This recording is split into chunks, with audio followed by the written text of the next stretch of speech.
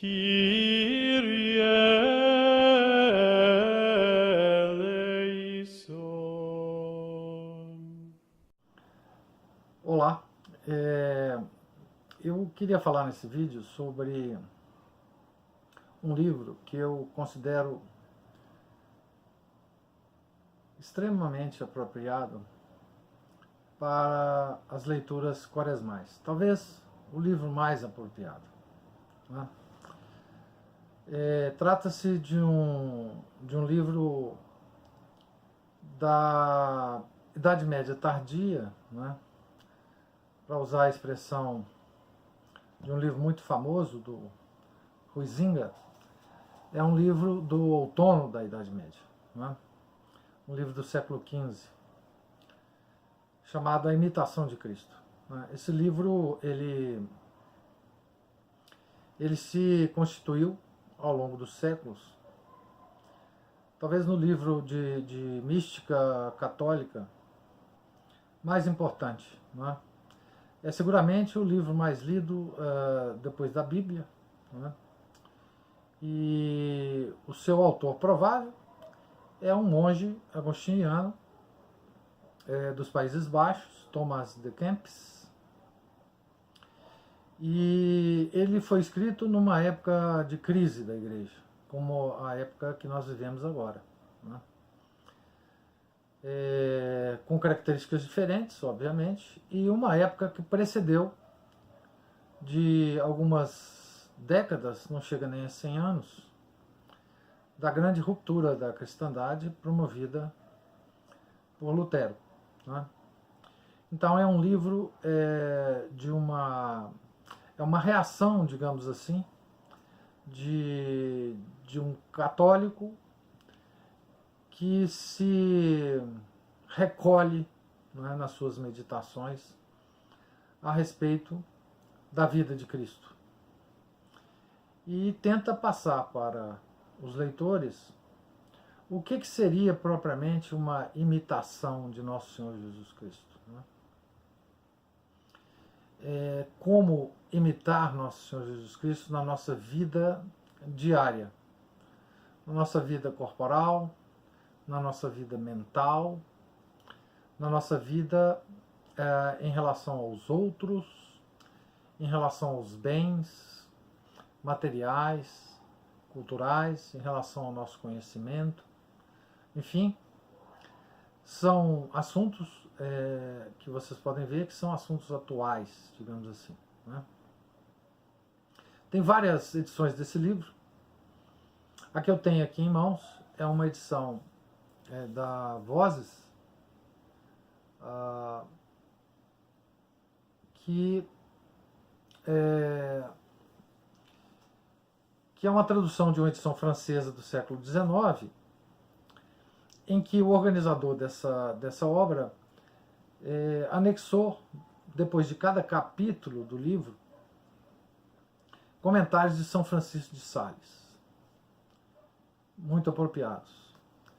E a primeira surpresa que nós temos ao ler esse livro é o quanto a espiritualidade do livro da Imitação de Cristo é parecida, é próxima da espiritualidade de São Francisco de Sales, né?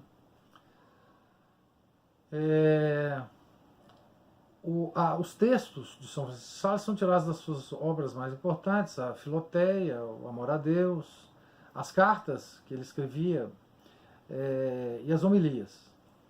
Mas é impressionante como que São Francisco de Sales trata dos mesmos temas e tem a mesma visão geral desse autor do século XV, né? E essa é uma grande surpresa no livro, né? A tradução é boa, né?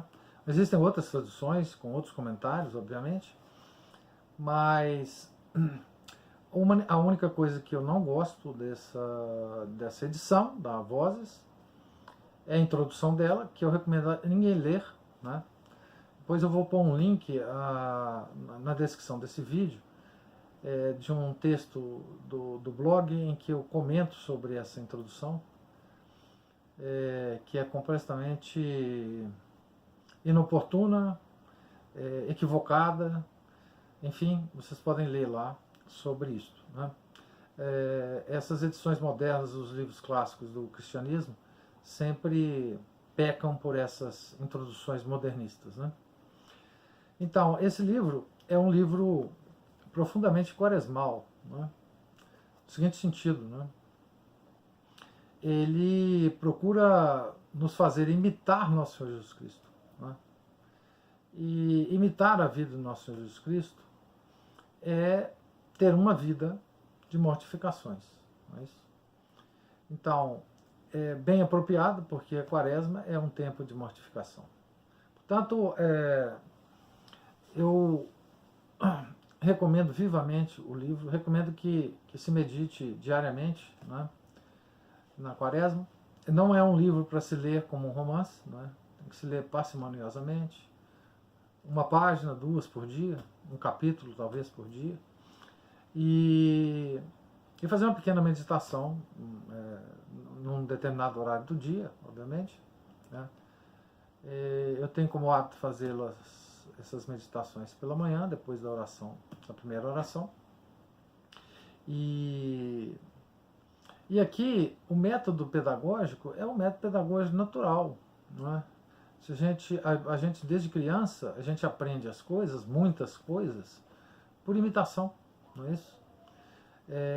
Imitando os bons, não é isso? Imitando os homens de bem, não é? E, obviamente, a proposta do livro é imitar Deus, homem, não é isso? O que é, de fato, de uma dificuldade muito maior do que simplesmente imitar um homem bom, não é? Porque aí nós estaremos em outro nível. O livro é constituído de 3 principais capítulos sobre exortações à vida espiritual, às meditações, e um quarto livro, uma quarta parte, devotada ao sacramento do altar, não é? Como se preparar, como receber a comunhão, não é?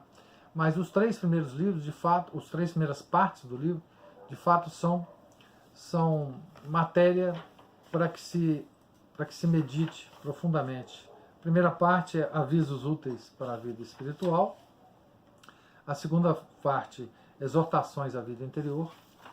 E a terceira parte do livro é uma parte muito interessante, chama-se Da Consolação Interior, em que o autor simula, então, um diálogo entre Nosso Senhor Jesus Cristo e a alma. Ora Nosso Senhor fala, ora a alma é que fala, e, portanto, simula-se, então, um aconselhamento diretamente do Nosso Senhor Jesus Cristo à alma fiel. Não é isso? Então, um exemplo que eu posso citar, né? Não só esse da espiritualidade de São Francisco de Sales ser muito próxima da imitação de Cristo, mas é um outro exemplo de um outro santo, a Santa Teresinha do Menino Jesus, da Sagrada Face, né? Ela tinha 2 leituras que ela habituais na vida dela. Uma era São João da Cruz, que era carmelita também, e o outro é a Imitação de Cristo.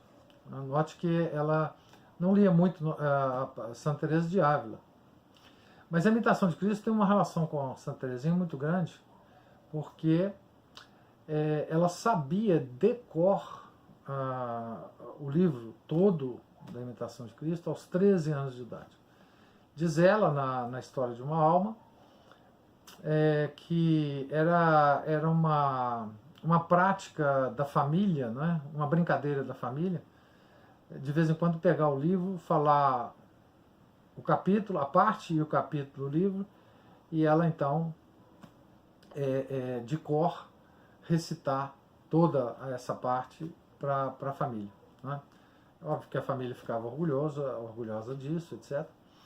Mas, então, se a gente lê a vida de Santa Teresinha e lê a Imitação de Cristo, nós vamos perceber claramente que a vida de Santa Teresinha é uma realização, né, prática do livro da Imitação de Cristo, né? Então, portanto, eu recomendo e espero que você se beneficie muito dessas leituras ao longo da quaresma. Muito obrigado.